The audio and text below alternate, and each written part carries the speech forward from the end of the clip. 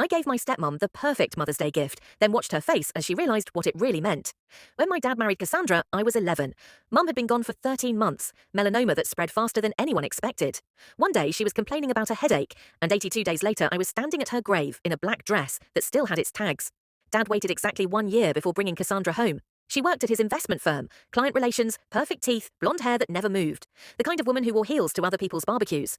She makes me happy again, Dad said, gentle but firm. I need you to try, Emily. So I tried. I helped her move in, carrying boxes of designer shoes to the closet where Mum's gardening clothes used to hang. I nodded politely as she rearranged our furniture, replacing family photos with abstract art to open up the space. I even smiled when she transformed Mum's vegetable garden into a meditation patio because growing our own food is so provincial. For 3 years, I performed the role of grateful stepdaughter. I went to her corporate events wearing the dresses she picked out.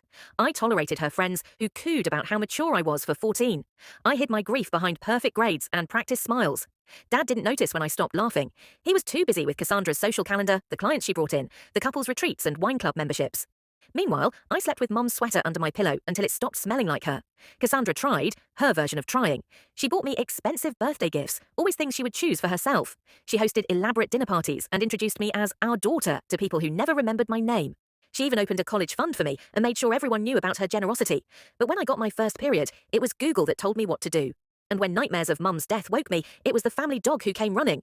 The breaking point came sophomore year. I was cast as the lead in the school play, the first thing that had sparked joy in me since Mum died. Opening night happened to fall on the same evening as Cassandra's charity gala. Obviously you'll need to skip the performance, she said without looking up from her phone. The Richardsons are bringing their son. He's at Princeton. Connections, Emily. Dad started to object, then stopped when Cassandra placed her hand on his arm. It's just a high school play, he said quietly. There will be others. I went to my room and pulled out the antique jewelry box Mum had left me.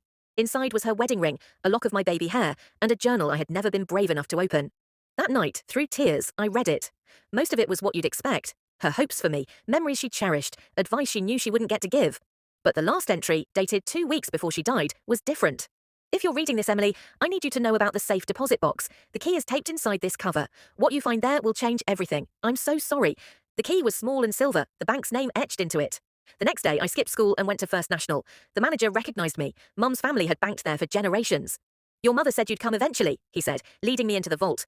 Inside the box was a USB drive, several folders, and a letter addressed to me in Mum's handwriting. My dearest Emily, it began. By now, Cassandra has probably worked her way into your lives completely. I've known about her for years.